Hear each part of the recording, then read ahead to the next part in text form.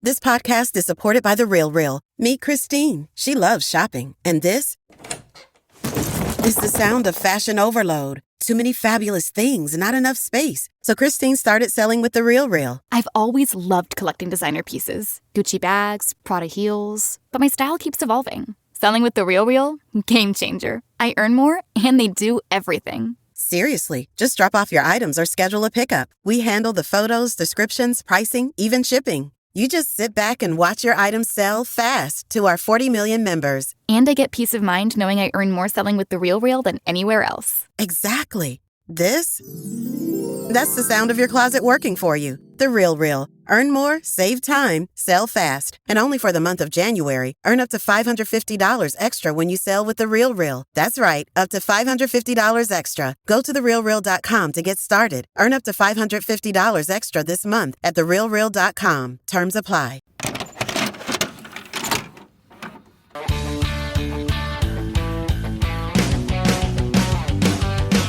Welcome to You Had Me At Podcast, where we fall in love with romantic comedies all over again, one decade at a time. I'm Jess Sterling, and of course, I'm joined by my co-host, who's having an okay day, bought a Coke Zero at the gas station, raised the roof, Stuart. How are you? I'm good. Wondering if we need to rename this podcast or change the parameters, because it seems to me, and I'm going to put you on blast almost immediately, Jess. How dare you? Didn't pick a rom-com because there was so little rom in this com. I feel like someone has broken the rules. Numero uno, you picked this film, sort of, kind of, because we had struck a bargain. So mostly you picked this film. So look in a mirror. Secondly, a numero dos, if you will. Look on the Googs, look on the IMDb's, and you will seize with your eyes. It is labeled romantic comedy. So blame This is why you don't. the internet. This is why you don't trust the internet and everything you read, people. Because I'm There looking at the is Wikipedia some right now, rom and it in says the com. teen romantic comedy. Where was the romance? Yeah, it's really, there's not a lot of this is very Bridesmaids-esque, I'd say, in terms of Yes. the amount of romance.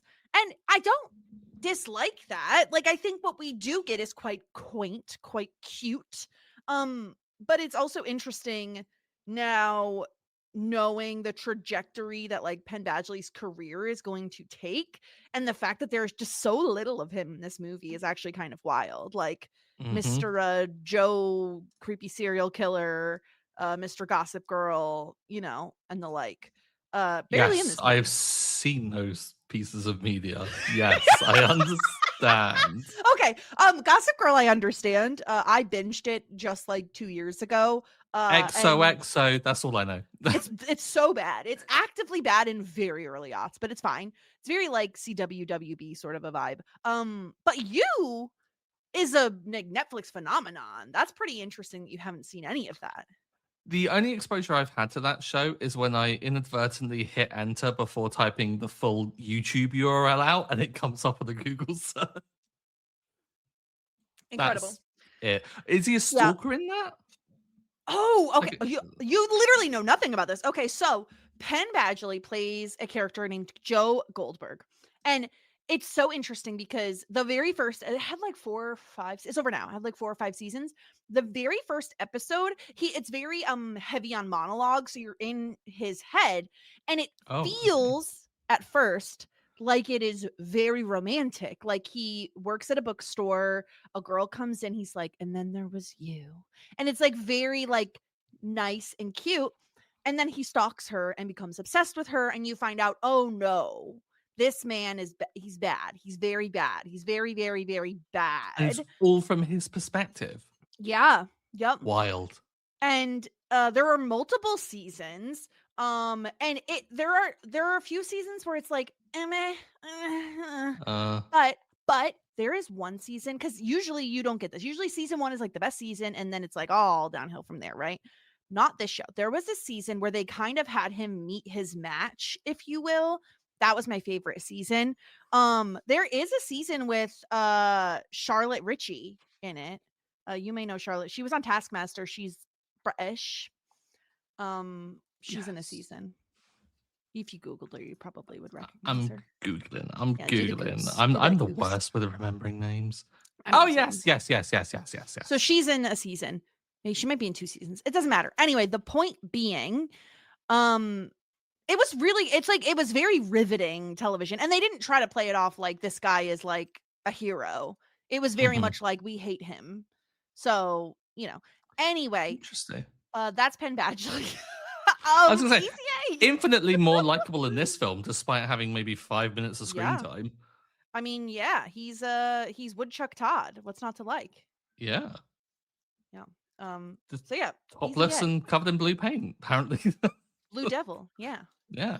He's a Blue Devil. Yeah, Easy A. I watched this a lot way back when it like came out. I think I had the DVD because this came out in 2010, so I would have been Mhm. like out of high school, going into college. This hit me at the right time. This was like my kind of comedy. I think there are some things that age well in this, and then some things that are like, oh God, it's like 16 years old. The number of times the word homosexual is thrown around is actually pretty jarring. Like, we wouldn't say that now. Like, we would just be like, that person is gay. That person is Mhm. queer. Like, you wouldn't be like, he's a homosexual.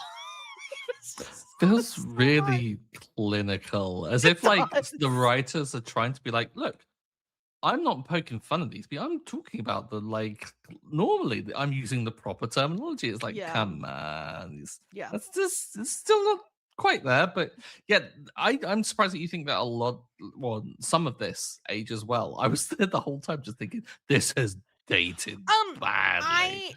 Yes, I would say like the stuff that ages well is kind of like the calling out of slut shaming and how like Oh, yeah. toxic and horrible it is, right? Like that is what I was thinking kind of ages well.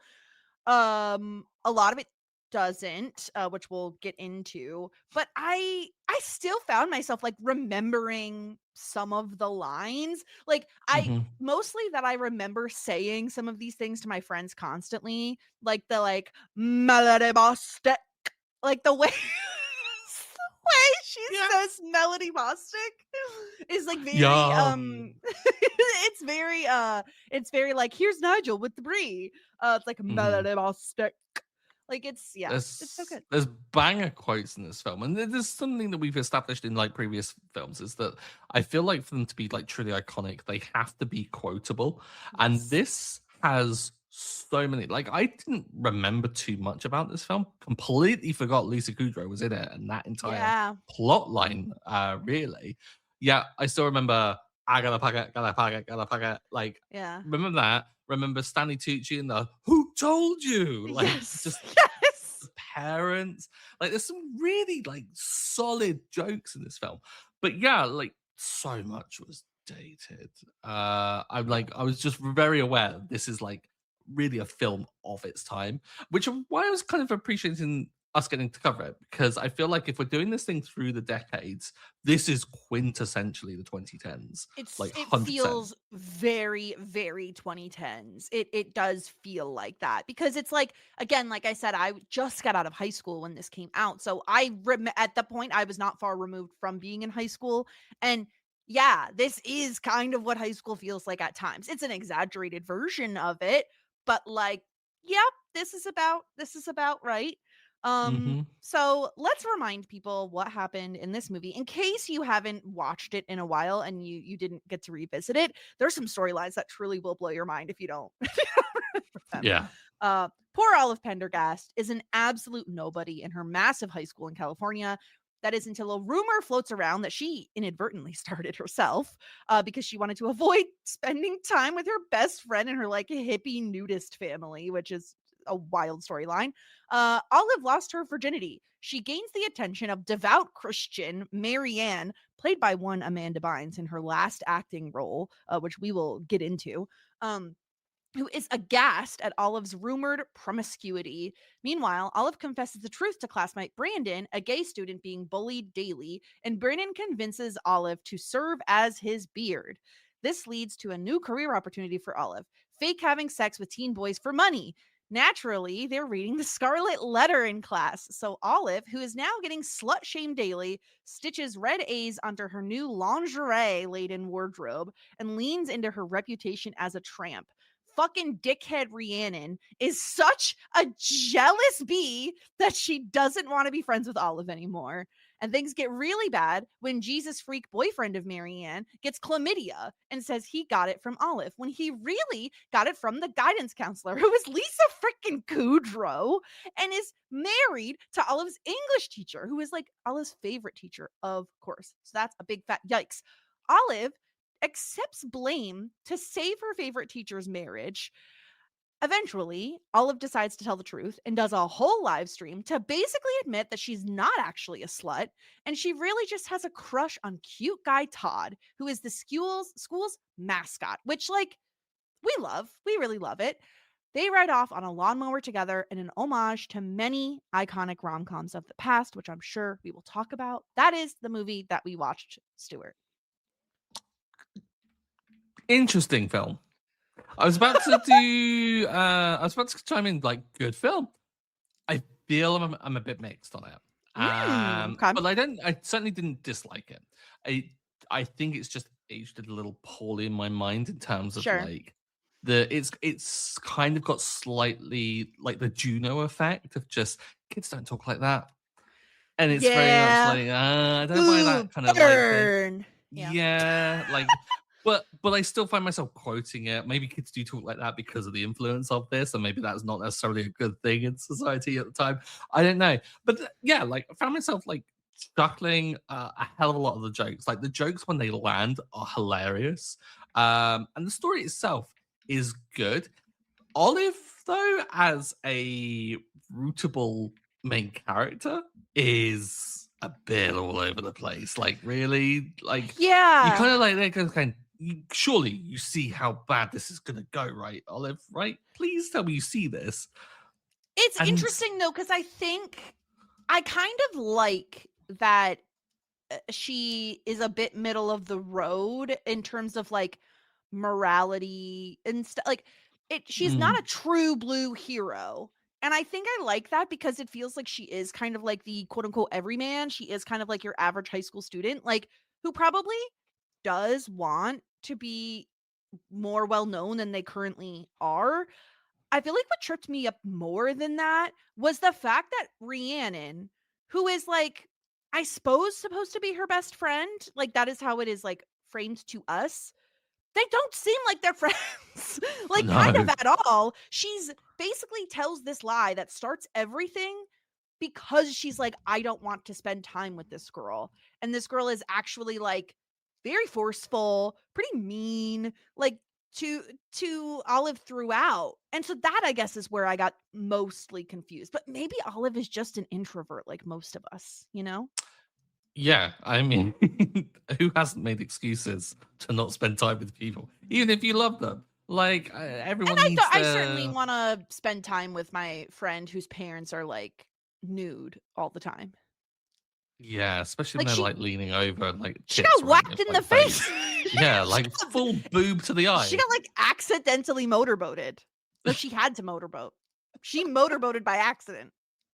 You know, there was a big old boob graze. Jeez, that was outrageous. And it's like, yeah, I think like that is perfectly justifiable to like make that excuse and like back away. But like sometimes, even if it's not just a case of escaping that, everyone needs their own time to, you know, sing a crappy song from a gift card and paint your dog's nails and dance like an absolute fool. I don't blame her for that. But like this whole friendship, yeah, is not a friendship. Like I kind of, this is where I think I find it just a little odd because I mean Emma Stone is Emma Stone, yet she's being painted as this kind of like freak, and I'm like, but that's Emma Stone. Like I don't feel like Olive's character really works for her a little bit. I don't know. Yeah, that's really interesting. I guess. Okay. Yeah. Yeah. I totally understand what you're saying in terms of like, how can we believe that Emma Stone wouldn't be cool in high school?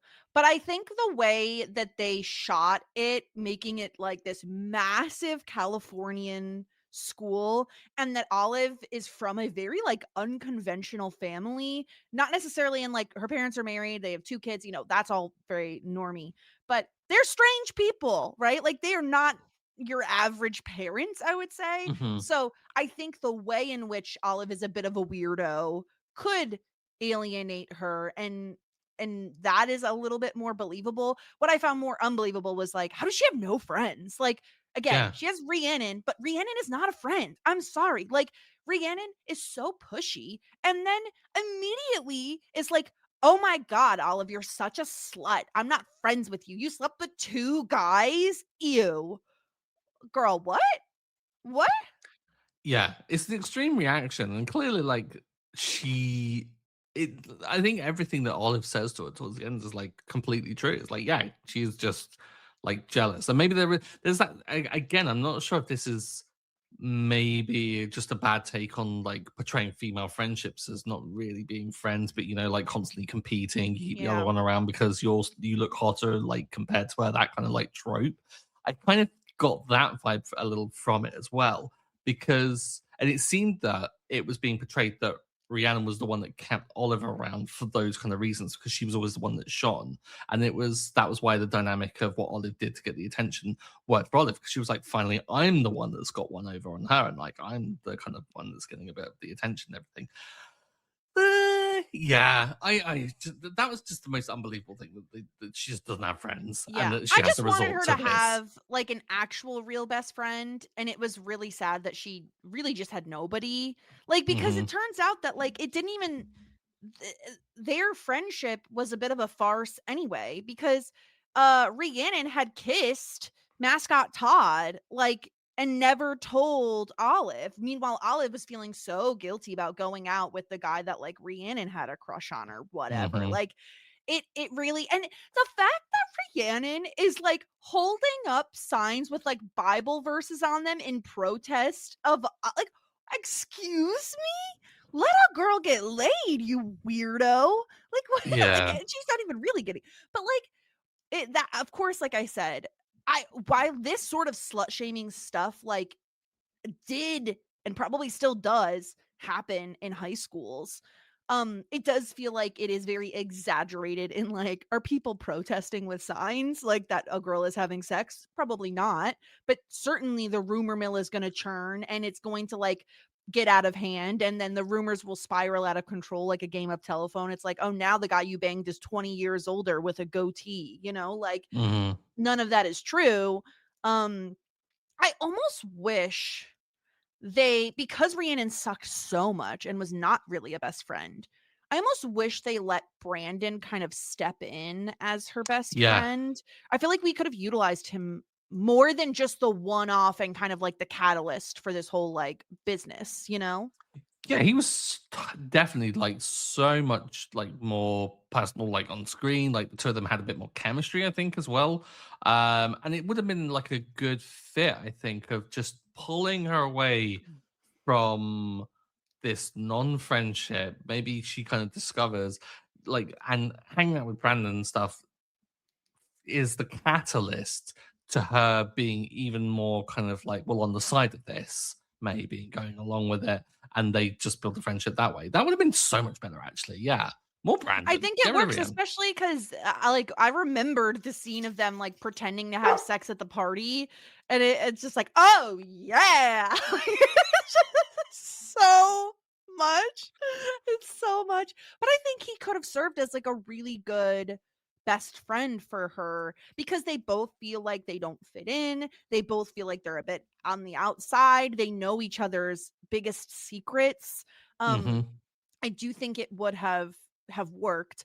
And It would have instead, been really like Mean Girls in a way, and like the secret mhm, friendship with like Katie and forget their names. But yeah, the two others in Mean Girls is like they can have the friendship, but it can be a secret one that's like right. almost like second and hidden away. Like that totally could have worked because they would have had to have done that to keep up the ruse that he was straight and that they had slept together. So they probably couldn't hang out in school and stuff. But maybe like afterwards, she's like confiding him and going, "Oh, this is happening," and like get into Yes. it that way rather than a vlogging webcam, which is Yeah, she's again just on the her aging of own. this. Yeah, yeah. It just feels sad because she is so alone and really doesn't have anyone to confide in. And maybe they did that on purpose. Like maybe that is the point.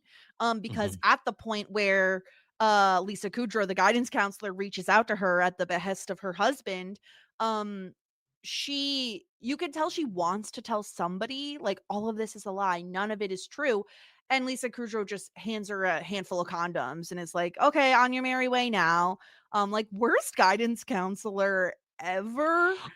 The trope of guidance counselors being portrayed as just people that just don't want the job is one of my favorite things. We've seen it with Alison Janney and 10 Things I Hate About You and the whole career Yep, guidance stuff. Mean Girls again, where the yep. coach is giving like the sex ed talk and is just like, you will have If you have sex. You sex, will you will die. exactly, yeah. Mhm. Here, take some condoms. It's just like they're always the same. Did you have a guidance counselor? Like, is this Yeah, an actual thing? This is like such an American we did. thing. I don't I think we will have guidance say counselors.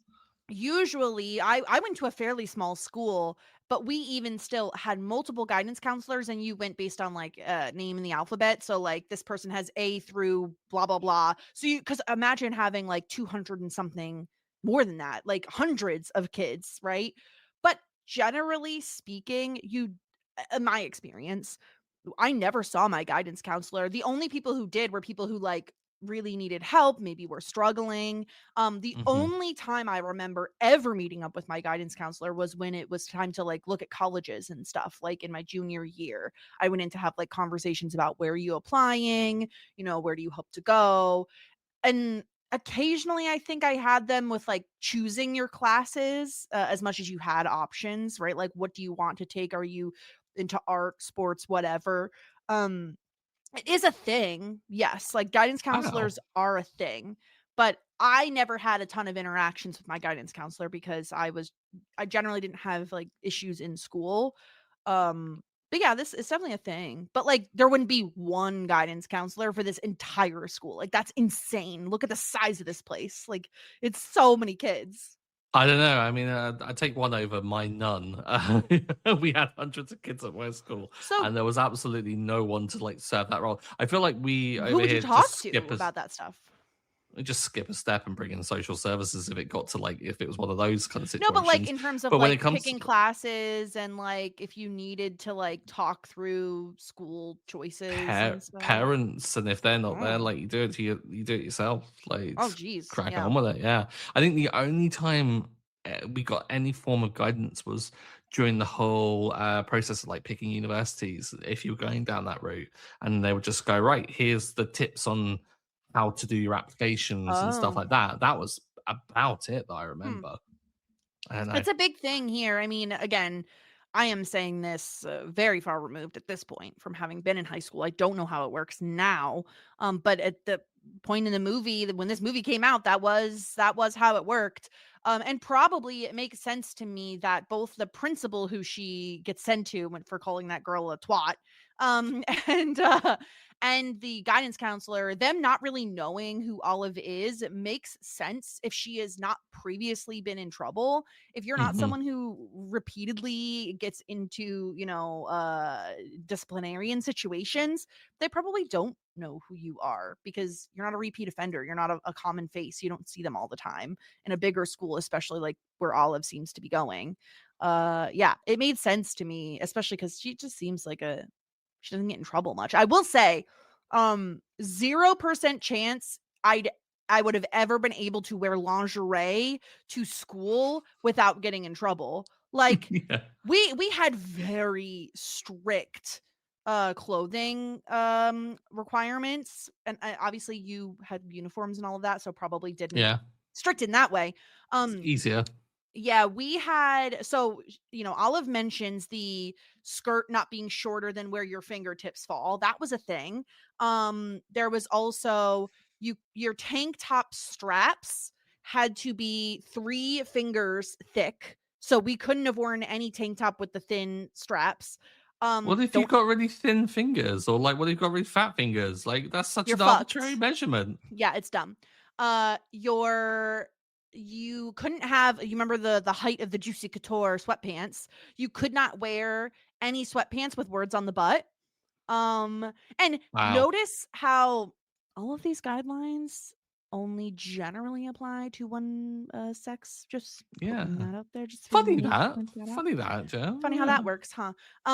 Yeah, there were a ton. Oh, you couldn't wear halter tops, not like tube tops. I mean, I don't think you Oh, could wear yeah? halter tops either. Actually, very into the straps. The straps very much mattered. Something about a bare shoulder was really offensive to the school administrators. Those Um, sexy, sexy shoulders. so sexy shoulders on the 16-year-olds in our school. Watch Oh, out, baby. Christ. Yeah, Yeah, we yeah. never, thankfully, we never got into that because of uniforms, which, like, up to a point, then we get sixth form, which is like the kind of like between high school and going off to university, kind of like Mhm. 2 years.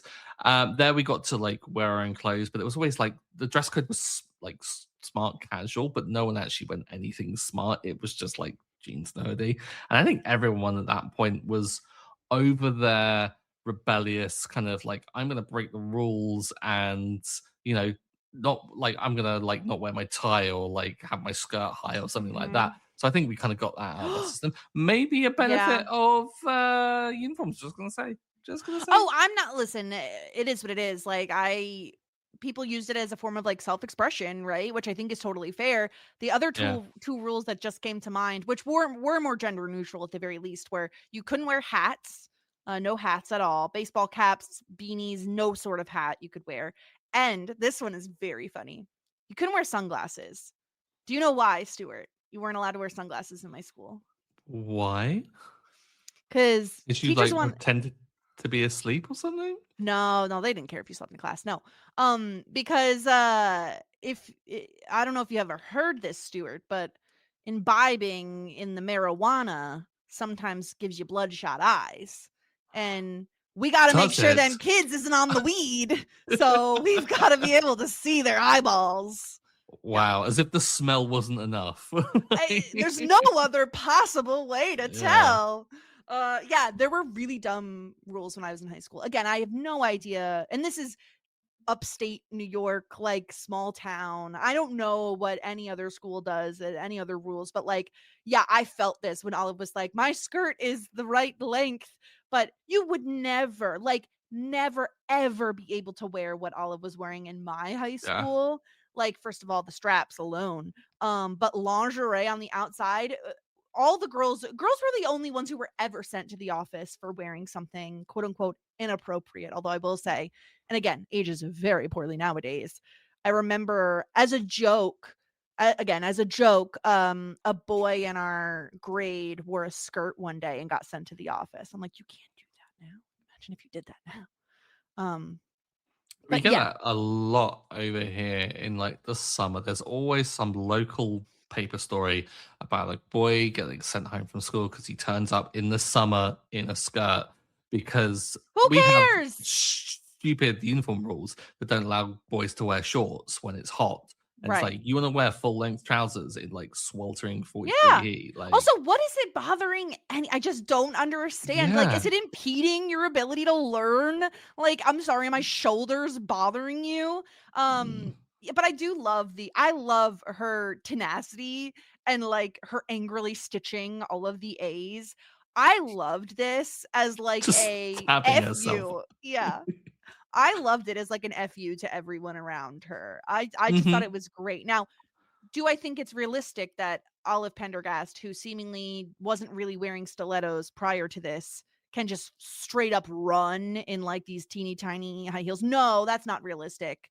But this is Emma Stone and she's an icon, so you know. Yeah, I love that determination that she had on it. It was just like, no, like if I'm gonna break the rules, I'm gonna break the rules. Like I'm gonna really like piss some Mhm. people off. And I think it's a real testament to her family dynamic because it's unique. And it's just like you can tell that she's just been raised with no filters whatsoever. And there's not this arbitrary sense of authority or like respect for authority that's just again arbitrary because of like roles of like teachers. You kind of earn respect by turning up and doing shit, and I kind of love that because the parents they're not completely freely being hippy dippy and letting her get away with murder. Like they are instilling in her like good lessons, but they're doing so Mhm. as if she's an adult. And so there is this like great vibe from Olive is that she is just above all of this, but she's still going to act immaturely in terms of her responses. And I'm kind of like, I love that in a way because I love that determinism of just being an adult. And it's like, well, what am I going to do? Malicious compliance. That's exactly what I'm going to do. And I'm Mhm. going to take the lesson that I'm being taught at the moment and I'm going to exhibit it for all of you to show you that you're all dickheads. Phenomenal bit of that. But yeah, the whole swing of shit and stabbing herself was just ridiculous. Like, surely as angry as you are, you would learn your lesson after like maybe the second time you We're stab yourself with thimbles. a That's what needle. thimbles are for. Exactly. Yeah. It's really great. And I felt the absolute worst for her when the whole chlamydia rumor starts and like Marianne, who played by Amanda Bynes, is like again such a like stereotype of a stereotype. It's like a hat on a hat on a hat. Mm-hmm. Of this girl who is just the handshake that gets done like 50 times in this movie of like you like kiss your hand, then you kiss your heart, and then you raise it to God. Like it's so good. Her like performance in this and the hugging, like the where she's like, "Oh my God, we're friends. I saved you." It was so good. Brilliant. Like Amanda Bynes, I'm sure we'll like get into like everything that's gone on like since. And it's a shame that this is Amanda Bynes' last role. Yeah. Because Amanda Bynes is a fantastic comedy actor. Like it's just Yep. so funny. Like when she was like oh god, they were having a conversation about her boyfriend. Don't you find it odd that he's been in high school like since he's 22? And it's like he chose it, and she's like, no, don't you find it weird? It's like, no, he chose it. I was like, fantastic. I love that so much. Yeah, it's just and like obviously so much went on in her personal life, and it's like a shame that it's like gone where it is. Seems that she's more content and happy now, which is really kind of positive. But the real someone that went through the absolute ringer of Hollywood Yeah, as a kid, which child doesn't sound acting. healthy. I Yeah. will say, like, I definitely credit Amanda Bynes for a large portion of my sense of humor as a kid. Like, she was the actor of the 90s. All that, the Amanda Show, like the timing, her natural talent for timing and comedy was so, it was just unrivaled. It's really devastating that this is her last acting role because it is so good. Like it is, Mhm. she's incredible in it. And obviously, like you said, a lot going on in her personal life. I would have loved to see what sort of comedic career she could have blossomed from all of this. Like she was kind of, I mean, not just getting started, she had acted for many years at this point, but like still very young in this role. She could have joined like Keenan Thompson and been like an SNL regular Yep, for like years. Like absolutely. she's definitely got those like props to it and everything like that. Like I remember like just I never watched the Amanda Show, but like I'd always see like clips of it because our Nickelodeon was slightly different to the US Nickelodeon. I don't think we ever got the full shows. It would always be those skits spliced between actual like Mm-hmm. episodes of like Rugrats and Real Monsters and things like that. And it's just hilarious. It's just Yeah. like really, really Amanda, good. Amanda show is so good. Now the dancing lobsters. It was so good. Like that was such a Mhm. good show. And yeah, I just think she's so funny in this role. Like she is really good at playing these like outlandish characters. Yeah. And Marianne is just so unhinged. This podcast is supported by The Real Real. Meet Christine. She loves shopping. And this is the sound of fashion overload. Too many fabulous things, not enough space. So Christine started selling with The Real Real. I've always loved collecting designer pieces, Gucci bags, Prada heels, but my style keeps evolving. Selling with The Real Real? Game changer. I earn more, and they do everything. Seriously, just drop off your items or schedule a pickup. We handle the photos, descriptions, pricing, even shipping. You just sit back and watch your items sell fast to our 40 million members. And I get peace of mind knowing I earn more selling with The Real Real than anywhere else. Exactly. This That's the sound of your closet working for you. The Real Real. Earn more, save time, sell fast. And only for the month of January, earn up to $550 extra when you sell with The Real Real. That's right, up to $550 extra. Go to therealreal.com to get started. Earn up to $550 extra this month at therealreal.com. Terms apply. So to get back to it, like it really broke my heart that like, okay, her and Marianne are friends for like half a day until her douchey boyfriend lies and says that Olive is the one to give him chlamydia. When and this is where I'm like, I'm losing the plot here. Okay, so nasty Jesus guy does it with the guidance counselor, Lisa Kudrow. He got it from her, apparently, I would assume.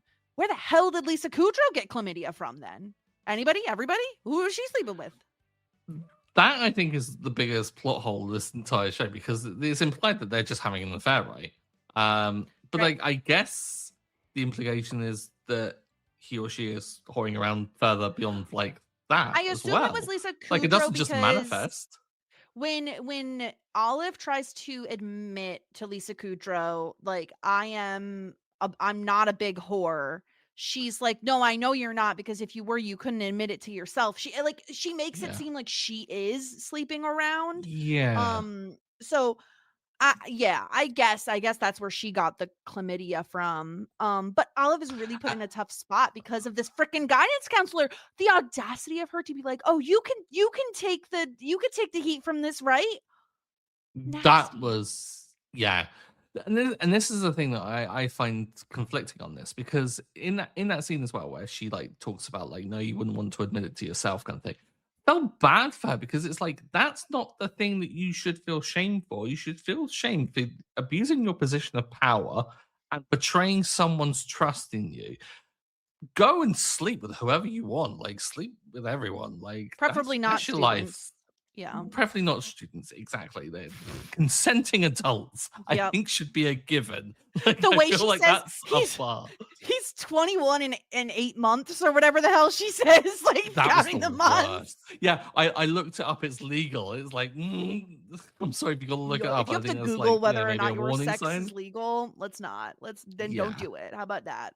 But then, like, so you feel bad for her in that sense, because that's the aspect of like slut shaming that this film is like meant to be talking about and stuff. But then equally, they're like, no, she's abusing her position of power and she is an awful human being. So yeah, and she also not only abuses her position of power with him, she does it with Olive by making her, well, not making her, but like guilting Pressuring her her. into taking the blame. Like, there's no way a kid goes, yeah, I'll say I had chlamydia, and you as an adult just go, this has gone too far. I'm sorry. I've got to correct my mistake here.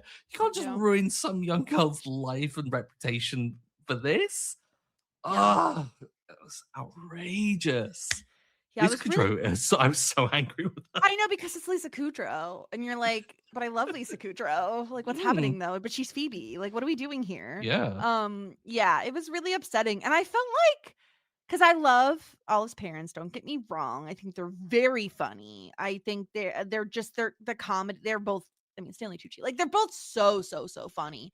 At the point where your daughter is like, hey, you may hear around town that I have chlamydia, but I don't. I really feel like maybe you should be asking more questions. Yeah. Like, they're just very quick to be like, you've got this. Oh, I don't know, because like on one hand, I kind of want to be on their side, because I feel like they just have an immense amount of trust and belief in her to do the right thing and to solve her own Sure. problems. Like, they really are creating a really independent and kind of like headstrong child. But yeah, they do have a duty of care, and they are really. She's still like 16, towing right? that- Like, she may think she has this and she's fine, but like, check in, you know? Like, and then and the dad does, like, Stanley Tucci does like pop his head in at one time. He's like, I know you're not having sex because, you know, your boyfriend's a homosexual. But the ongoing storyline of like the fact that her mom was like a huge slut in high school also just is the best. But she's like, It's so she's funny. like, I have my leg up here, and It's then so the episode's good. like, I'm just gonna asphyxiate myself with my scarf, like. Yeah, it's really good. But yeah, I do think at that point where your daughter obviously looks like she's going through something, like maybe Yeah. sit her down and actually have a real chat with her.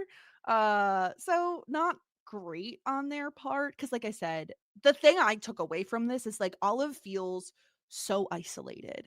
Like she is so extremely alone for most of this film, and it's only through the one chat that she has with mascot Todd, who is like, "Hey, by the way, like what you did for me when we were like in 8th grade of not making me kiss you."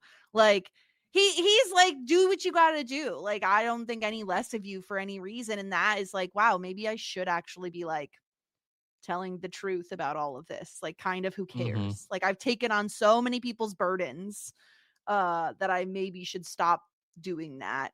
Mascot Todd is great in this movie. I do think it is the wrong time to kiss her though. Like if a girl's face is wet with tears, if anyone's face is wet with tears, like probably don't go in for the kiss. Like probably Why not. is why is that a common thing? Like it's Harry Potter as well, where Harry kisses Yeah. Cho, and it's just like she was crying, and it's like don't She has a don't stuffy do it nose. Like girl then. can't even breathe right now. You're covering up her only source of oxygen like with your mouth. Like she can't breathe, okay? I'm just saying, like, why are we watching movies where like the kissing is always so weird? Like, stop kissing people's eyelids. Stop Because kissing we're people when reviewing rom-coms, Jess. This is romantic, apparently. this is romantic. According to Hollywood. I have a high bar for romance, I guess. Don't kiss me when I've been crying, please. Like because it's like snotty. Like there's like it's not Yeah. cute. Like uh what is it? I think it's a Sabrina Carpenter song that's like talks about like how cute she looks when she cries or whatever. Like I don't know, makes her eyes bluer or whatever. I don't know. I'm not like that. Like I'm not an ugly crier, but like what's happening on my face is not pretty. Like stop, Hmm. like leave a person alone. Give them space. Love the idea of like Sabrina Carpenter being like, I'm cute when I cry. And it's like, you're Sabrina Carpenter, for She's Sabrina fuck's sake. Carpenter. Yeah, Exactly. She's exactly. cute when she does anything. She's like Yeah, freaking 5'2" exactly. or whatever the hell. Like, please put her in my pocket. Anyway. Uh I love her so much. Yeah, I love the references. There are a lot of rom-com references in this. We get like the big musical number, obviously a reference to like Ferris Bueller's Day Off. Also the Yeah. moment in the shower that I got a pocket with the mohawk, a reference to Yeah. Ferris Bueller's Day Off. Um Many references to the Breakfast Club with the fist pump in the air, and 16 obviously candles. 16 Candles, the Say Anything with the boombox, although this time he has speakers. And one that I know you Again, aren't that's aged.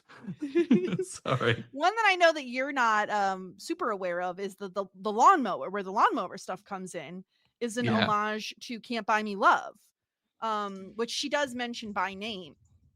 This is a 1987 rom-com with Patrick Dempsey, and he is so young in it. And essentially, this is like a modern retelling of that story where he is a nerd. He's a big fat nerd. And he is like very into astronomy. He's like going to the mall to buy a telescope or something, and he runs into Cindy, who is the female lead.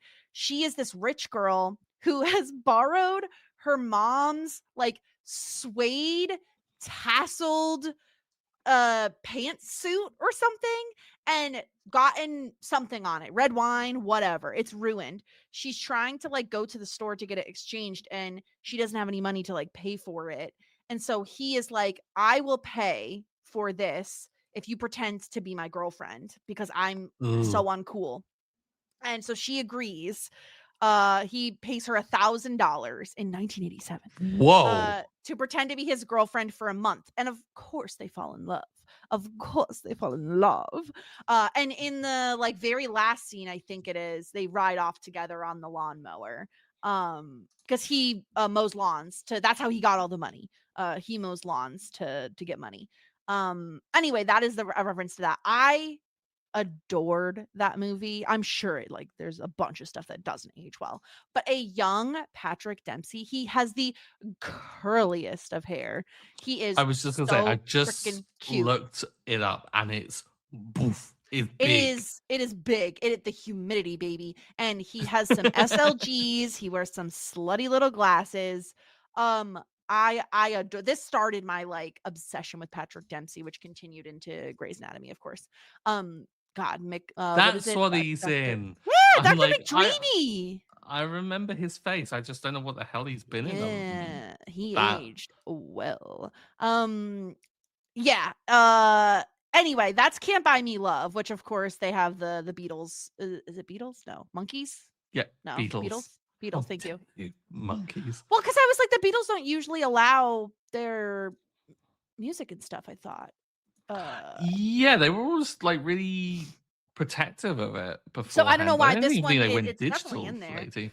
But that obviously is Maybe. where the name comes from. But there, yeah, a lot of references to Can't Buy Me Love specifically because of the connection there in terms of plot. But anyway, the ton of rom-com references in this movie. Yeah. I appreciate a film that is gonna reference like all the influences that come. I kind of feel like this is a screenwriter that gets like something that they know is going to be like popular, and it's like, right, this is the one that's going to be my love letter to all the things that have got me to this point and stuff. And John Hughes films being like a huge part of that, like all of those references going in, and then also kind of like layering on the tropes of like, well, that's also throw in like all the other rom-coms as well.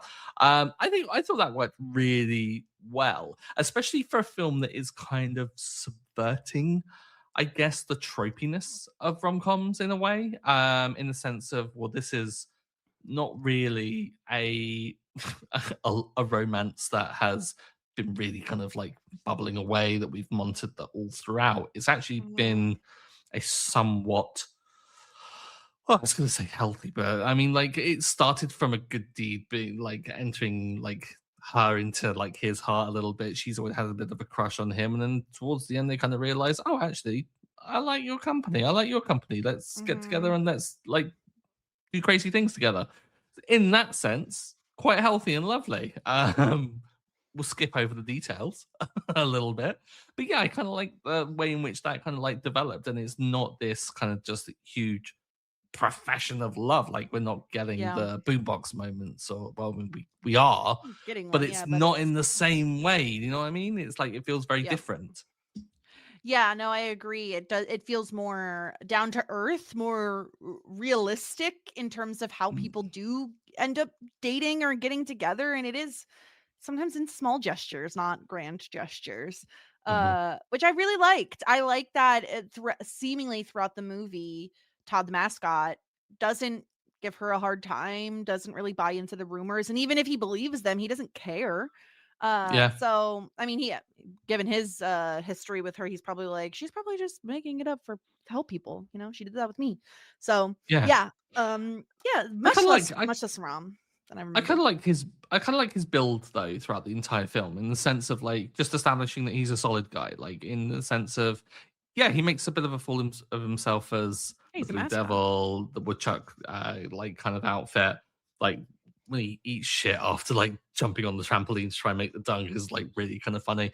Then just having him, I guess, when they're younger and stuff, and like be like, do you mind lying, kind of thing, or like saying it, or will you not tell people, I think is exactly what he said, Mhm. in the sense of like, well, this is just a kid that's very assured of himself. He's not ready for this at this time, and he's not Yeah. comfortable with this whole situation. I'm like, establish boundaries, king, go for Yeah. it, like 7 do what you Minutes in need to do. Heaven yet again being portrayed on our screens. Always a Is that a thing. thing? It's not a thing. It's not a thing. I refuse to believe it. I never participated in anything like this, but I was also not invited to like the cool parties. So could have been a thing. Wasn't a thing at any parties I went to. But then I also like the fact that like it built him, and his job is a little performative and a little bit embarrassing, but he seems to carry no shame with it as well. Like, I feel like other films would have been like, oh god, he's working here and he's having to sing songs for like happy birthday to people. Yeah. Oh, that's so cringe. And it's like, it's just got a job, and it's just his personality, and like Yeah. isn't Where's our judged red for it. Like, lobster? love it. Go off, King. Wear that lobster hat. Yeah. Um all right. Well, should we get into some of our categories here, some of our awards? Yes.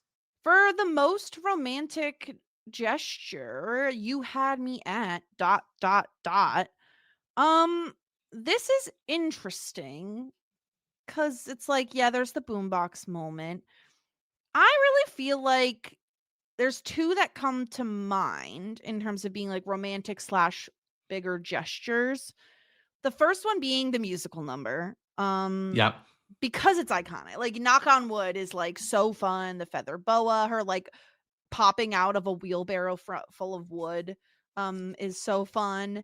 And then the other one I had in mind was him coming out of the Red Lobster and like seeing if she's okay after that interaction with that guy who was sexually harassing her. I don't remember his name, but I don't You care don't to want know to. his name. So those are kind of the two moments that stand out for me. But what do you think? What do you have in mind?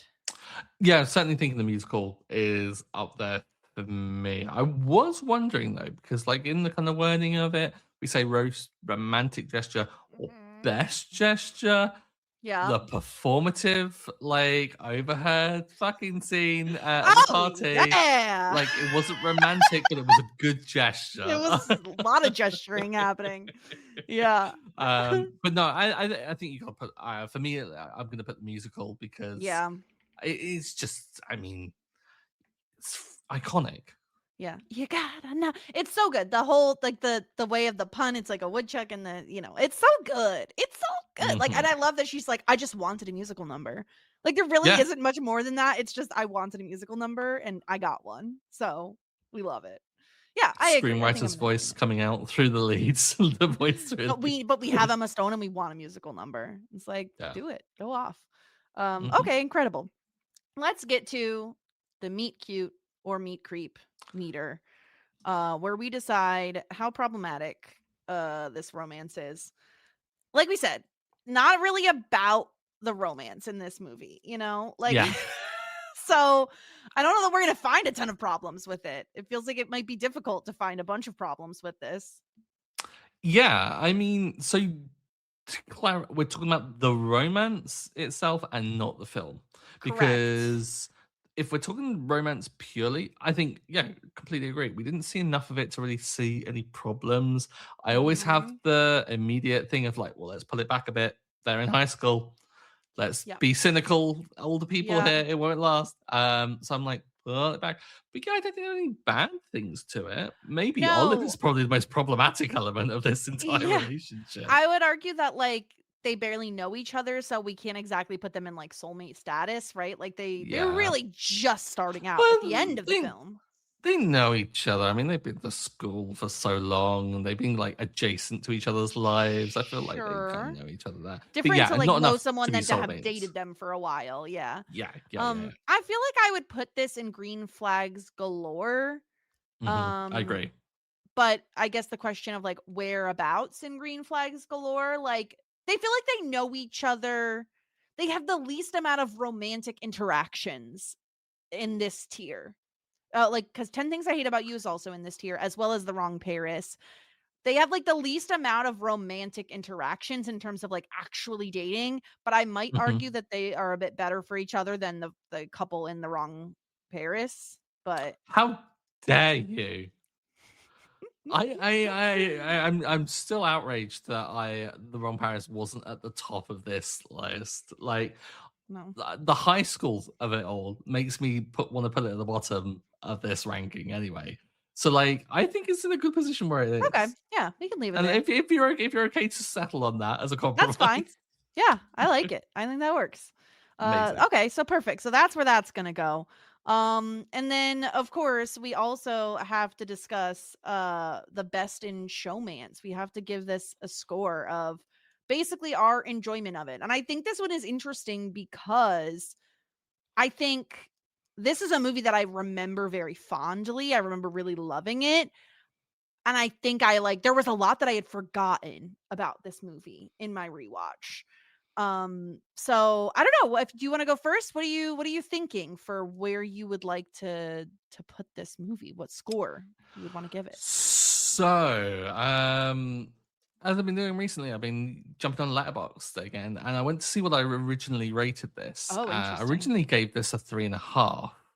Okay. Wow. A Which 3. if Wait, we need to take it back a second. My brain has just comprehended what you said. A 3.5 out of what?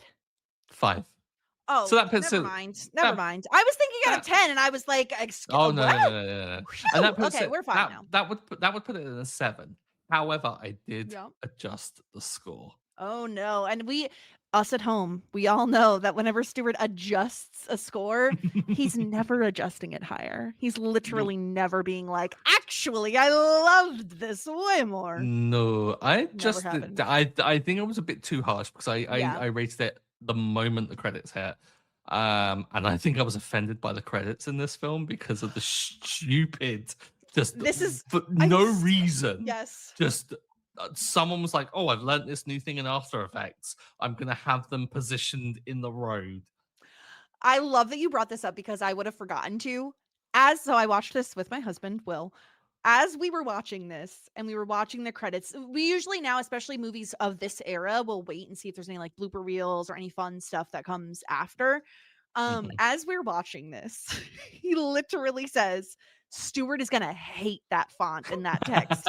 He's like, he's gonna hate that. And I was like, obviously he's gonna hate it. Like, there's no Mhm. way he's going to enjoy this. Yeah, it was just pointless. It was just again, I talk Yeah. about the way in which this film has aged badly. It's Yeah. choices like that that are just bad art choices. Yeah. And this isn't the film for that at all. Like, Yeah. just cut to a black screen and have the names Yeah, go you don't by. need It to would have do been what you're perfect. doing. It'd be It's different if I think they like did. I love when shows will do like a school yearbook at the end and like there's bloopers or there's like yeah. funny moments. That's different. But like don't waste our time with like going down a road with credits on the side. Like Or what are we doing? even or even like a super bad that's got like the kind of like more stylized kind of like Yes. intro credits with like the dancing silhouettes and stuff. Like that fits for Yeah. that film and the vibe it is. This just didn't match anything that was to do with this film whatsoever. Yeah. So yeah, I mean that alone made me like rank it low. But I do Mhm. think if I'm going to compare it to previous scores I've given for other films, I mean I can't give it a 2.5 and then scale it up to a 5 and it be lower than Say Anything because this is absolutely a better film than Say Anything. Mhm. So I think by that I have to give it a 6, which puts it on par with The Holiday, and I'm not angry again about that. Actually, I think that for me works. So yeah, I'm Mhm. gonna give it a 6. Okay, you have given it a 6. Um Let's see. So looking at my past scores, my highest score is a 9.5, which is 10 Things I Hate About You, down to a 9 for The Holiday, an 8.5 for Bridesmaids, a 7 for Say Anything, a 5 for The Wrong Paris, all the way down to a 2 for Merv. I personally feel like I would probably, this is tough. I would probably, it definitely above Merv and The Wrong Paris in terms of like, Definitely Easy above A. Merv. Are you sure? Above Stop it. Merv? Stop it. Easy A is very quotable. And I also Yeah. think like the nostalgia for me of it coming out shortly after I was in high school, like it's always going to hit a little bit harder because of that, because I relate to it in that way, because I quoted it so much with my friends. Uh and Emma Stone is just so good. Like she's truly Mhm. so good. Um it doesn't age all the way well. There's some things that are like a bit icky, like the amount of times that the word homosexual is said is just very clinical and strange. Um, so I think all of that being said, I think I'm gonna land at a 7.5. I think I like it a bit more than I like Say Anything. I think it's more iconic than Say Anything. And I Yeah. really also love the amount of references they're able to pack in here. I think it really is like a love letter to rom-coms of the past, which I love. Mhm. So yeah, I think I'm gonna land at a 7.5. That feels right to me. That feels like a good spot for this to be in. And I'm gonna fix the bar so no one get mad. No one yell at me. No one ever yells at me, but I'm always just worried that people are gonna yell at me. Don't yell at me. It's fine. Something that has just tickled me is the fact that I've rated this lower than The Wrong Paris. And I stand by it. I You're a stand by monster. that You should feel completely. ashamed of yourself. Hey, which one would I want to rewatch? I guarantee I would rather right now watch The Wrong Paris. Good God. I know. Good. I really enjoyed it. It's such a stupid film. It's so dumb. It's actually so stupid. Wow. Just wow. Okay, so 7.5 for me. Would you say 5? No, 6. 6. 6 for you. That's pretty solid scores. I think we're being as kind as we can be, I think. I think it's like to frame my thing, I always say 5 is a good, acceptable, like the bar for a good film. Anything below 5, dog shit, trash. Don't bother. Don't watch it. Yeah. Merv, that's why you got that score.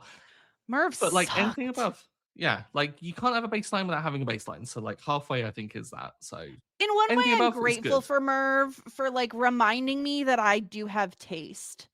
Like reminding me that I have my limits of like what I will allow, you know, and I just can't fucking Can't fucking allow it. I won't allow it, you know, like I really I can't allow it in my life. Yeah, I have taste occasionally, sometimes, not always. Okay, I'm updating. I'm very curious. Vamp for a second while I finish my maths here so that I can update people on our overall averages. Maths, vamp, what? People of the podcast, I'll tell you about a little pre-pod gossip here. Oh, geez. Jess had me for a solid 5 minutes waiting while she said to me every 5 seconds, wait, hold on, wait, hold on, everyone, wait, hold on. And I swear to God, it was the longest 5 minutes of my life. I think it was actually 30 seconds, not 5 minutes, but it felt like 5 minutes. But here's the thing. I didn't mean to. Like sometimes I got like caught in a loop. Like my brain just short-circuited and I couldn't, because it was the thing where I was like telling you to wait so that I could process something, but then I couldn't process it knowing there was the pressure of trying to process it. And so my brain just stopped working. It's fine.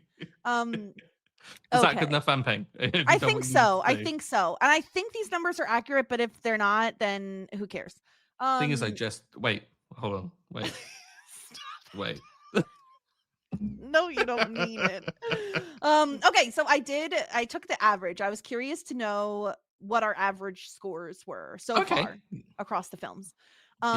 So we're actually closer than you might think. Like I thought there would be a larger difference between our averages because I just feel like generally I'm nicer to the movies.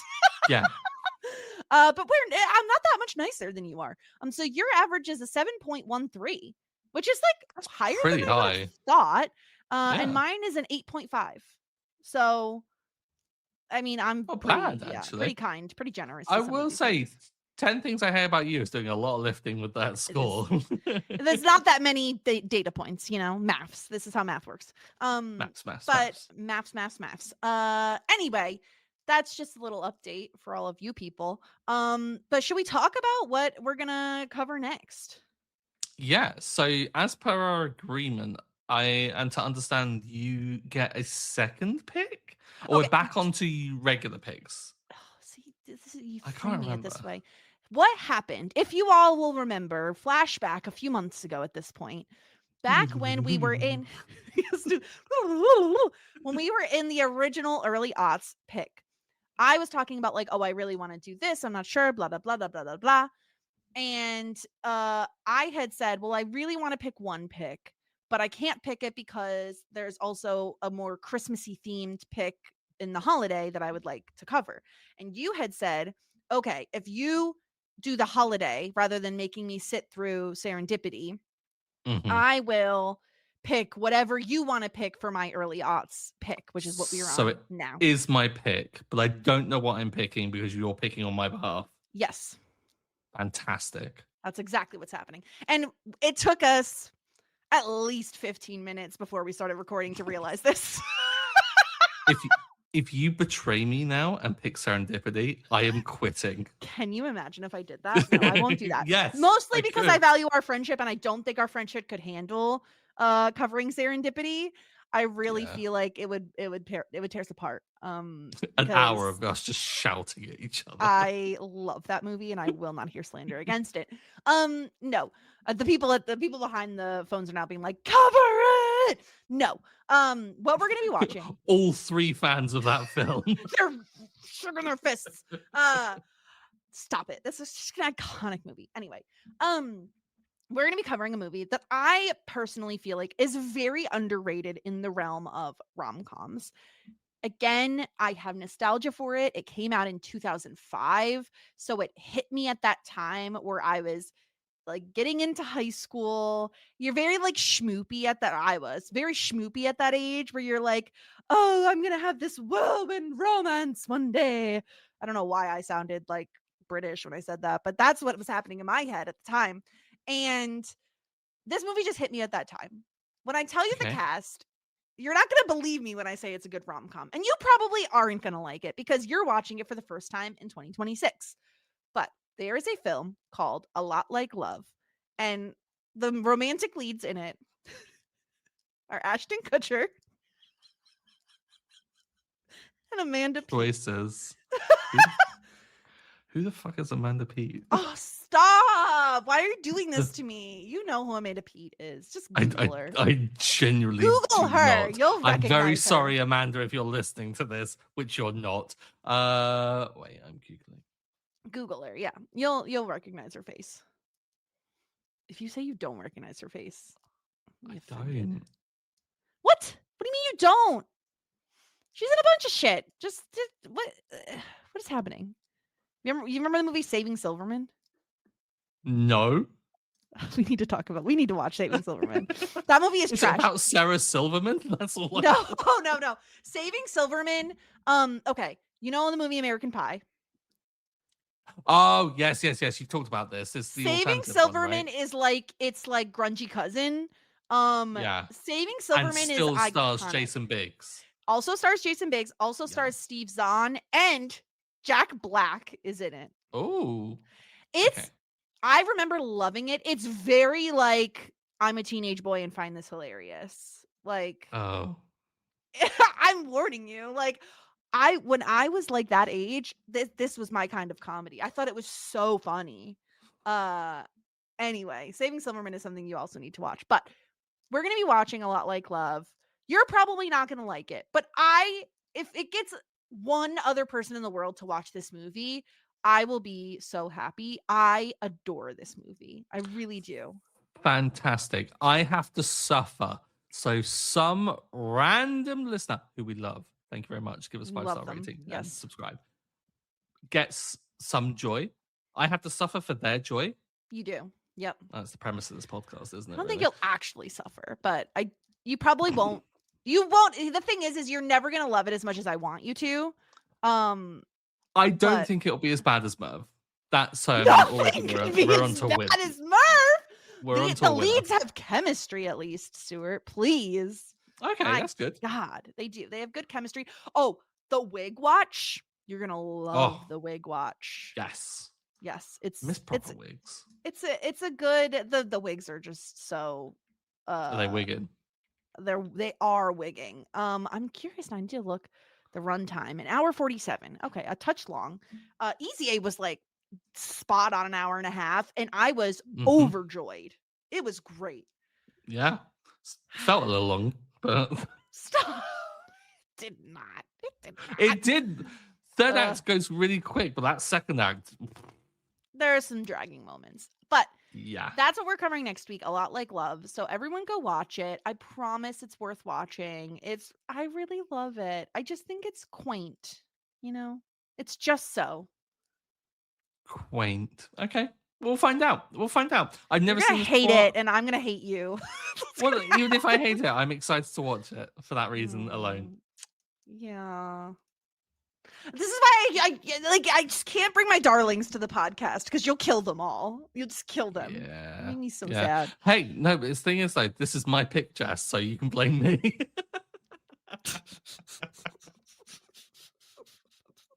I hate it here. Oh, I hate it here. Should we go? Anyway, that's everything. We're gonna leave here now. Go watch the movie that I recommended, please, everyone, because I love it, and I'll be sad if no one watches it. Anyway, anything else, Stuart? Do you have anything else you want to talk about? What can we talk about? I mean, like TV show wise, I mean, Trailers UK, top notch. If you not watch Trailers So UK, go and good. watch it. It was fantastic. It But was very Celebrity good. and now the Civilian season. Trailers US, Not it's all nearly as right. good. It's Yeah. 550 coming up. Excited for that. All the press stuff's happening this week. Looking forward to 550. that. What did you just say? Survivor 50. Survivor 50. Yeah, that's coming up. The Pit is on. Pit's incredible. The Pit. I'm tempted to stop No. watching so I can binge it. You're a monster. Yeah. You're an actual Because week on monster. week is torture. You're the problem. You're the reason that streaming services are like, we should just drop the whole thing. What can I say? Don't give me a paltry 45 minutes when I want an hour and a half. I can't handle a binge of The Pit. It's too much. Like, Oh, it was strong emotions though. Like, and I warned you it would be. I'm like, this show is going to make you so literal sad. sobbing. Like, Yeah, I knew you would. and having minor panic attacks over the lack of blood. Yeah. Yeah. Yeah. No, some good TV on right now. So Yeah. some good stuff to enjoy. Excited for that. Yeah. Okay.